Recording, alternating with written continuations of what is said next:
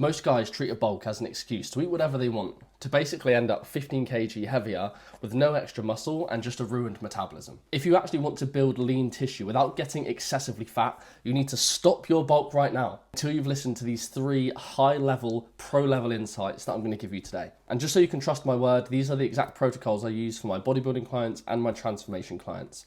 And here's some results we've got. So here's Josh, who I've worked with since 2023 to date, and he's achieved a massive lifestyle transformation. This is Tyler, who's been on the team since 2022. He's now in his 2nd prep with me, and there's been some major changes to his physique as well. This is JT, who I've worked with now for 12 months, and this is just a crazy transformation, particularly for someone who's 40 years old. Age is just a number, James proves it, and he had a pretty savage knee injury for 6 months of this transformation as well, so big ups to JT. Hugo absolutely smashed it as well. We worked together for 10 months and obviously a massive change here as well. And last but absolutely not least, this is Stanley, who's been on the team now for about 18 months. And again, a major change. So as I said, that's just to give you some proof that what I'm actually going to teach you and run you through today actually works. So yeah, let's get into it. The first thing you need to do to maximize muscle gain and to minimize fat gain is to get lean first. This is a process I like to call wiping the slate clean. Now, with every client that joins the team, even if their main goal is muscle growth, I will 9 times out of 10 always start them in a calorie deficit or a fat loss phase. On the surface, I know this can seem counterproductive, but it really isn't, because it puts the body in a really responsive phase for when calories do start going up, to take on those calories effectively and to also use them effectively within training and within recovery as well. But as I said, it's very much worth getting lean first. Ideally, you want to get down to around 8 to 10% body fat before increasing calories and getting into the bulk. You want to see some abs definition, probably some detail through the shoulders and also the quads as well. And you generally just want to feel quite lean. And once that's been achieved, you're probably ready to start reverse dieting and increasing your calories into surplus territory. And as soon as you do start increasing your calories from that lean position, you'll immediately start to feel more energized, you'll have more effort and intensity within your training, and your recovery capabilities will be massively improved almost immediately, which is the perfect recipe for muscle growth. So you have now started the reverse diet and you are now venturing up into surplus territory within your calories. The next thing you need to do, thing number 2, is to continue tracking daily.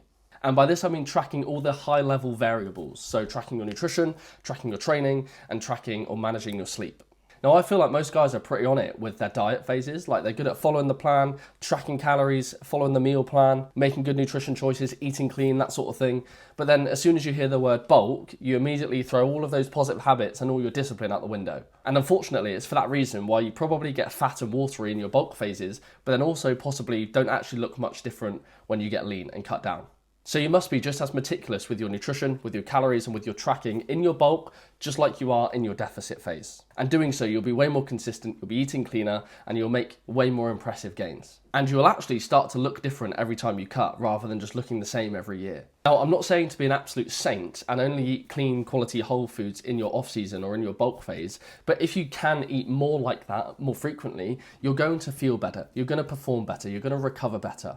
So just try to make most of your nutrition, ideally about 95% of your nutrition, clean, quality whole foods, and then just factor in a bit of flexibility when you need it or when you want it. I think the main thing with nutrition and bulking is people just get lazy because you don't have to be as meticulous and as aggressive with the quality of the food necessarily, so people just get lazy with it. Whereas if you don't get lazy with it and you keep prepping food, you keep eating the right types of foods, you're going to feel so much better and you're going to look so much better for it. So I think just like get rid of that laziness approach in your off-season or your bulk and switch it to being more meticulous, more on the ball, and again, your physique will show that. Now, the final thing or things you need to do to be more successful with your bulk phase is to conduct weekly check-ins and to have more patience. Now, another thing I've seen a lot over the years is people thinking they need a coach for a diet phase or a fat loss phase, but then they think they can go off and do the bulk phase all on their own just fine. And you might think this too, but I actually think you're wrong.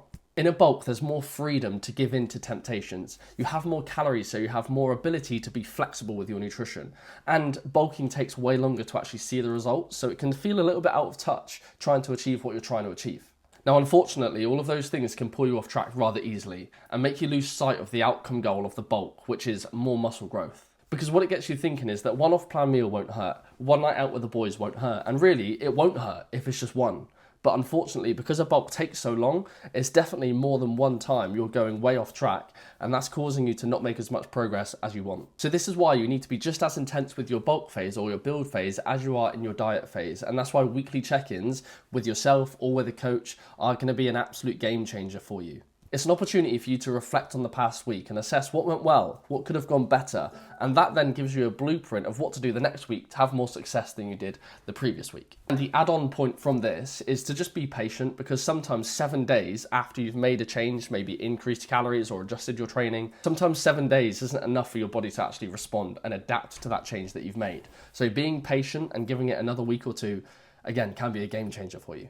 As I said before, the bulk phases are supposed to be way longer than your diet phases. If you're bulking for anywhere from 6 to 18 months, you need to have patience. You're not always going to look or feel like you're progressing, and sometimes it can actually feel like you're regressing because you don't really see the muscle growth, you just see the fat gain being added, and it can make you feel like you're going backwards sometimes.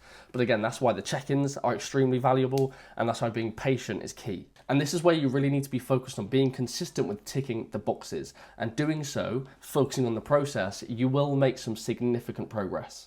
As long as you're eating right, you're training hard, you're sleeping well, etc. You know how it is, just trust the process, bro. If your coach says that to you but hasn't actually explained the process, then that's probably a red flag, by the way. Just saying. So that's all from me today. If you like this style of content, please let me know by liking and commenting. If you are new here, consider subscribing. I'd really appreciate you joining the army and joining the movement. More content like this is to come, so I'll see you in the next one. Cheers.